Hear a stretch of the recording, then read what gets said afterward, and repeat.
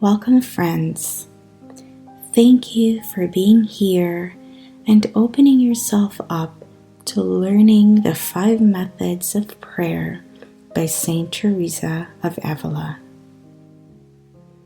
Personally, I used to wonder if meditation was aligned with my Christian faith. I knew the scientific benefits of it, but I was unsure of how I could apply it to my daily life as a child of God. This method of prayer by Saint Teresa is a proposed systematic way of conversing with our Lord. She understood our psychological mechanism and human nature so much that she designed this to be suitable to our often wandering minds. It turns out, not only is meditation a part of our Christian faith, it is vital. Saint Alphonsus de Liguori supports this and says, "It is morally impossible for him who perseveres in mental prayer to continue to sin. He will either give up meditation or renounce sin." Let us begin. Method number 1. Preparation. A good beginning is half the battle. This is when we make a firm resolution to persevere in prayer. We don't just say, "I am going to give it a try," but we actually have the intention to persevere in it, to make it a part of our daily habit. One should determine the precise time one should meditate. It could be during the day or at night, and only on rare occasions one should deviate from the designated time. Choose a good time to meet Christ and have a conversation with Him. As far as position goes, any comfortable position will do as long as it is not too comfortable for one to be drowsy. We may walk, sit, or stand. And if you are in a place that has possible distractions, you may close your eyes or simply lower your gaze. Method number 2. Selection of the material. Having reminded oneself of Christ's presence during the preparation, we are next obliged to select a subject for the day's conversation or meditation. We may leverage the Gospels, New Testament. We may read a spiritual book for 2, 3, or 5 minutes. We call this meditative reading. We may reflect on the Passion or heaven, hell, life of Christ. We may read slowly and attentively. Any method will do, for just as there are many mansions in heaven, so there are many roads to them. Method number 3, the consideration, or what is most commonly referred to as meditation in the modern world.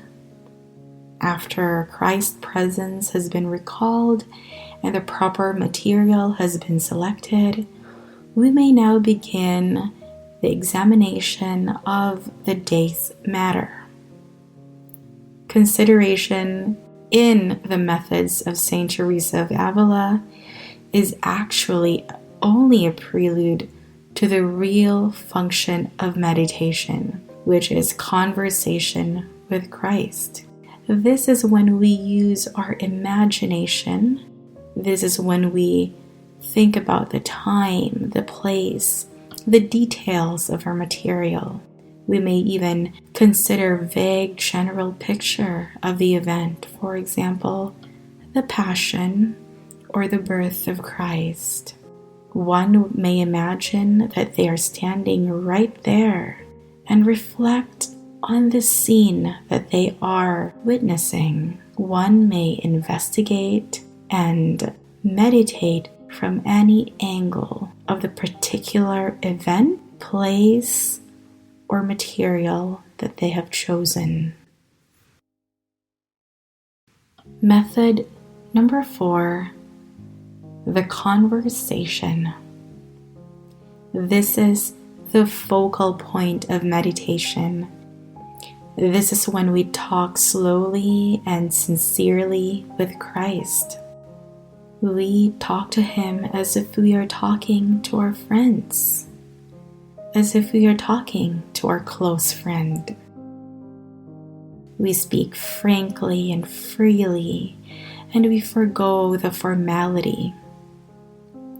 We talk in our own words and expressions, and we can be as awkward or as ungrammatical in this conversation. We may choose to talk to Him in words. We may choose to talk to Him in silence. We may adore Him, thank Him, be contrite, petition, or we may simply tell Him about our day.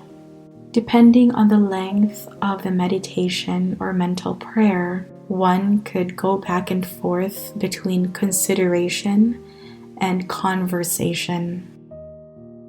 Not everyone by nature has an imagination capable of meditating, but everyone is capable of love.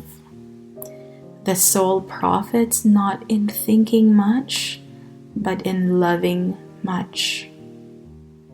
So your meditation could be creative.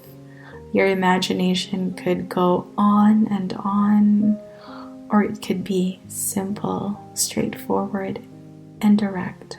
Sit and enjoy God's presence and keep Him company. Make Him the center of your memory, your mind, and your heart.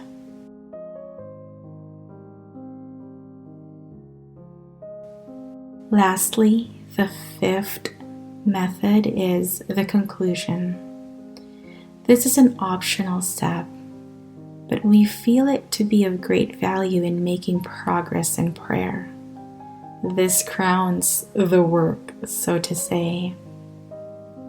This is a finale to our conversation with Christ. This is when we express our gratitude, and we could even examine what we could do better for our next conversation with Him. So that brings us to the conclusion of today's lesson.